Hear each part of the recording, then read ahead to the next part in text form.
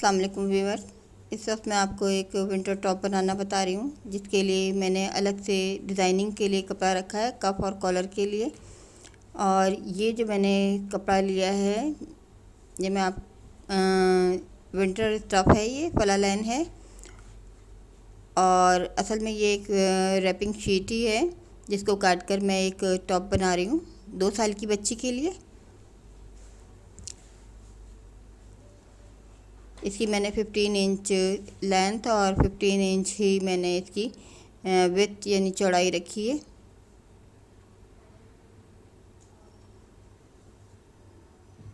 अब मैं कपड़े को इस तरह से इसको इस्तेमाल करूँगी, इस शीट को, कि ये पूरी इसकी टॉप तैयार हो जाए। अब इसके लिए मैं 5.5 पे शोल्डर काट रही हूँ। है तो ये 2 साल की बच्ची का, लेकिन क्योंकि विंटर स्टफ में हम थोड़े से शोल्डर बड़े रखते हैं और इसकी शोल्डर की कटिंग भी ज़्यादा डीप नहीं करते और इसकी चौड़ाई भी थोड़ी सी ज़्यादा रखते हैं। अभी मैं 6.5 यानी कि 13 इंच की टोटल चौड़ाई है, इसको हाफ मैंने 6.5 लिया है। ये तैयार होने के बाद 12 इंच हो जाएगी। अभी मैंने बिल्कुल हाफ पर इसकी योक तैयार कर रही हूँ। मैं इसकी बिल्कुल इसकी लेंथ का हाफ लिया है मैंने, जिस पर मैं इसकी योक तैयार कर रही हूँ। और योक के लिए मैंने चौड़ाई में आप देख सकते हैं कपड़ा कम लिया है, क्योंकि मैंने इस पर एक डबल ब्रेस्ट कॉलर लगाना है, जिसके लिए मुझे ज़्यादा चौड़ी योक नहीं चाहिए, पतली सी लिए मैंने इसमें, क्योंकि कपड़ा भी थोड़ा सा मुख्तसर है, कम है, तो उसके हिसाब से मैं ये ले रही हूँ। मैं बिल्कुल पूरी इसके शोल्डर का मैं हाफ ले रही हूँ। यहाँ पे देखें, हाफ इधर है, हाफ इधर। यहाँ से मैं कटिंग करूँगी, इसकी बड़ी सी नेक कटेगी, बड़ी सी नेक बनेगी, क्योंकि इसमें एक चौड़ा कॉलर लगेगा, जिसकी वजह से ये पूरी हो जाएगी। अब आप ये देखिए, मैंने ये जो नीचे का ब्रेस्ट रखना है वो 3 इंच का रखना है तैयार।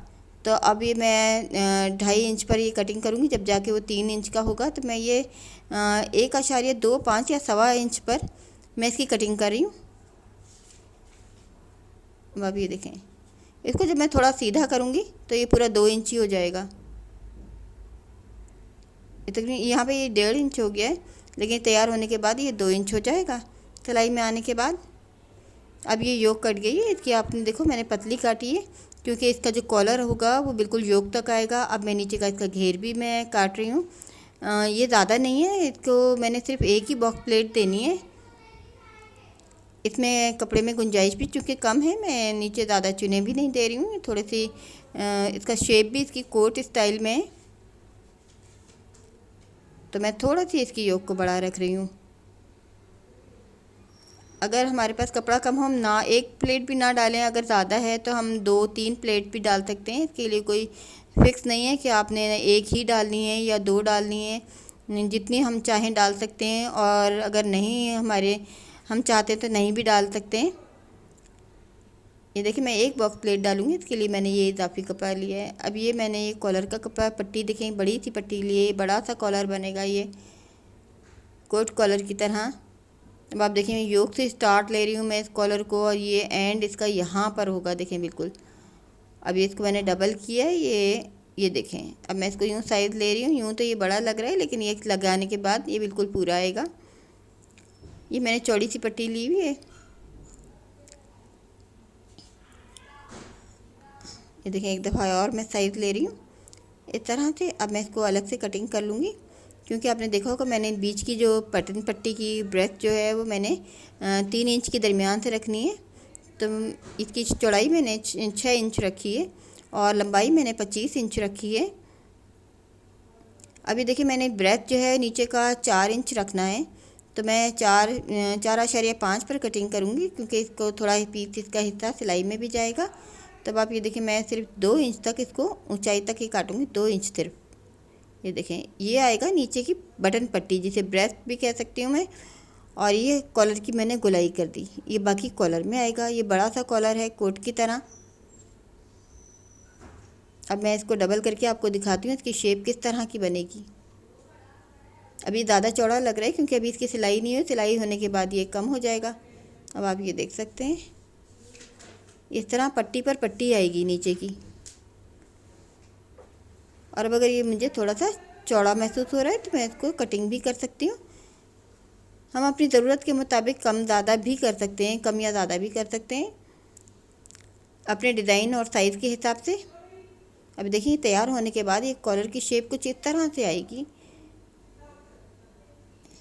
ये कोई लगाना इतना मुश्किल नहीं है, मैं भी आपको लगा कर दिखाती हूँ कि आसानी से तैयार हो जाता है, लेकिन ये लगता है स्टाइलिश खूबसूरत कॉलर है ये।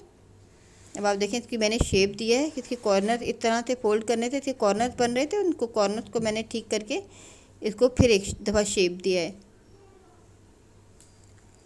अब ये मैं पहले, अब ये जो मेरा बचा हुआ कपड़ा है इसमें से मैं पहले स्लीव्स निकाल लूँगी और मुझे कॉलर की लाइनिंग भी इसी में से चाहिए। लाइनिंग भी निकालूंगी क्योंकि स्लीव पहले ज़रूरी है। अगर लाइनिंग के लिए कपड़ा मेरा नहीं भी बचता है तो मैं किसी दूसरे कपड़े की भी लाइनिंग लगा सकती हूँ, एक और कलर इसमें ऐड कर सकती हूँ।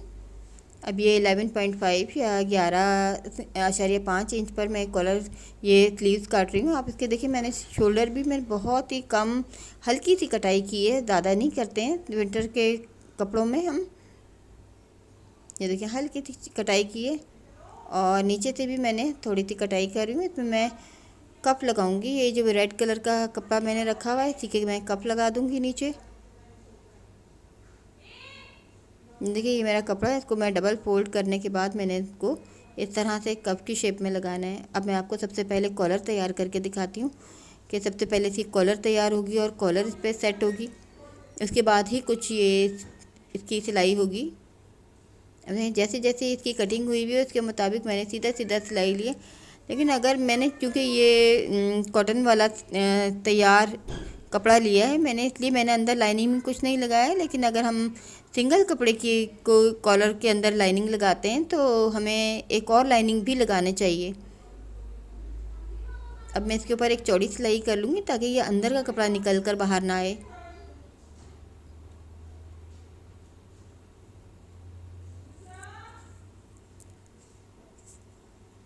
ये बड़ा सा कॉलर है और पहनने के बाद ये खूबसूरत भी लगता है। कोट कॉलर है, डबल ब्रेस्ट कॉलर है, लेकिन आप ये देख सकते हैं कोई इतना मुश्किल नहीं है इसको बनाना। देखने में काफ़ी टिपिकल लगता है कि काफ़ी मुश्किल सा कॉलर होगा, लेकिन आप ये देखें कि ये कोई इसका बनाना तैयार करना कोई इतना मुश्किल नहीं है। फालतू कपड़ा इधर उधर से मैंने इसको बराबर करना है।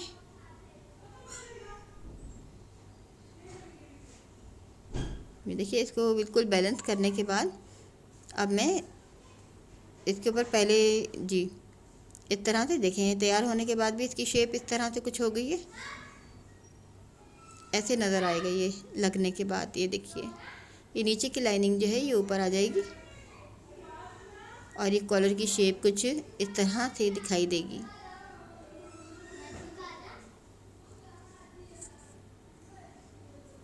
अब सबसे पहले मैं ये शोल्डर जोड़ रही हूँ। अब आप ये देखें इसकी नेक भी बड़ी सी नेक है, दरमियान की चौड़ाई बहुत ज़्यादा है, लेकिन लगने के बाद ये कॉलर फिटिंग वाला कॉलर तैयार होगा। क्योंकि ये चौड़ा कॉलर है। आप ये देखिए दरमियान की नेक कितनी बड़ी है। अब मैं आपको दिखाती हूँ। तो ये मैं स्टार्ट से शुरू फ्रंट के हिस्से से स्टार्ट कर रही हूँ।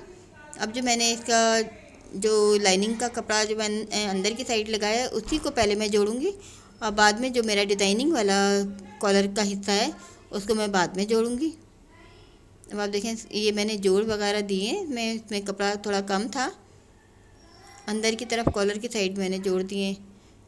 अब ये मैंने कंप्लीट कर लिया, लास्ट में लाके पूरे उस पर जोड़ लिया है मैंने योक के ऊपर। अब जो ये रेड वाला मेरा लाइनिंग का ये जो ऊपर डिज़ाइनिंग का कपड़ा है अब मैं इसके ऊपर रख कर इसी तरह से सी दूँगी। अंदर की साइड में सी रही हूँ, मैंने इसको सीधी साइड रख के लगाया है और मैं उल्टी साइड पर इसको जो जो मेरी सिलाई मुझे नज़र आ रही है मैंने एन सिलाई के ऊपर ही इसको सिलाई करनी है।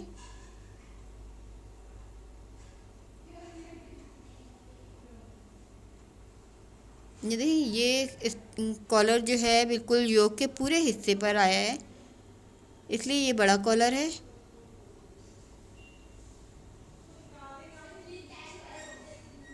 नहीं यहाँ तक इसका ये एंड हो गया है, ये योक के एंड तक ये कॉलर लगा है। अब फिर मैं आपको दिखाती हूँ इसकी शेप किस तरह से आ रही है। बिल्कुल बैक से मैंने इसको पलट दिया है कॉलर को, और ये शोल्डर्स को सेटिंग करने के बाद आप ये देखें, ये मेरा कॉलर तैयार हो गया। आप देखिए कितना प्यारा और नीट कॉलर है। लेकिन मैंने इसमें कोई ज़्यादा मेहनत नहीं की है, आसानी से तैयार हो गया। इसकी शेप भी आप देख सकते हैं, ये देखें। अब मैं इन दोनों को मिलाकर एक दूसरे के ऊपर सिलाई करके इनको इकट्ठा जमा दूंगी। अब बस मैंने इसमें सिर्फ घेर मोड़ना है, घेर जोड़ना है इसका नीचे का, और स्लीव्स लगाने हैं, और ये इस तरह से ये टॉप तैयार हो जाएगा। अब ये जो मेरा घेर का हिस्सा है, फालतू हिस्सा जो है, इसी को मैं बॉक्स प्लेट बना दूंगी। देखें ये सेंटर जो है, सेंटर बना के मैंने इतने से हिस्से को सिलाई करके बॉक्स प्लेट के लिए तैयार कर लिया है। और दरमियान के कट को दरमियान में करने के बाद ये देखें मेरी एक ये तैयार हो गई है बॉक्स प्लेट।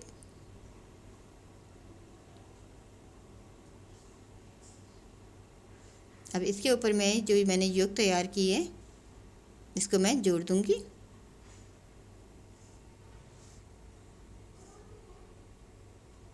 अब जितना टिपिकल काम था इसका हो चुका है तकरीबन। अब इसमें स्लीव जोड़ेंगे और साइड होगी। अभी मैं आपको स्लीव में कपड़ी लगा कर दिखाती हूँ किस तरह से लगाते हैं। अब देखिए मैंने ये सिलाई के ऊपर भी सिलाई कर रही हूँ ताकि ये इसकी मजबूती भी रहेगी, और इससे सिलाई जो है एक ही साइड रहेगी, दोनों साइड पर नहीं जाएगी।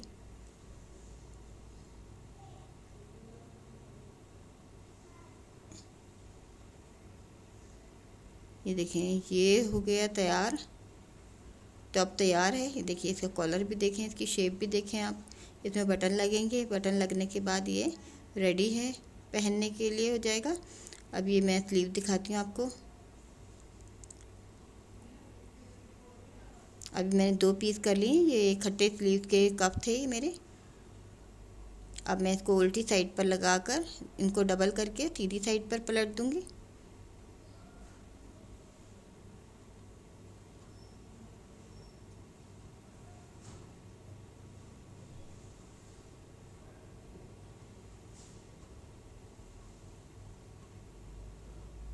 ये मैंने बैलेंस करना है, जितना मैंने इधर से बढ़ाना है इतने इधर से बढ़ाना है, और जो बढ़ा हुआ पोर्शन है वो मैं बाद में काट कर ख़त्म कर दूँगी। अब मैं ऊपर भी सिलाई इसलिए कर रही हूँ ताकि ये नीचे का कपड़ा ना आए, ऊपर ना आए। अब इसी को कप को मैं पलट कर सिलाई से एक साइड जमाऊँगी। ये देखिए बीच दरमियान में सेंटर में से मैं एक सिलाई कर दूँगी ताकि ये कप जो है वो पहनते हुए खुले ना बार बार। चाहें तो हम इस पर बाद में कोई बटन भी लगा सकते हैं, कोई बो भी लगा सकते हैं, इसको मज़ीद सजा सकते हैं। ये देखें इस तरह से ये सिलने के बाद ये कप तैयार हो जाएगा। अब मैं इसको फ़्रॉक के साथ जोड़कर तैयार कर देती हूँ। ये देखिए फ़्रॉक भी बिल्कुल तैयार हो गया है, ये टॉप तैयार हो गई है।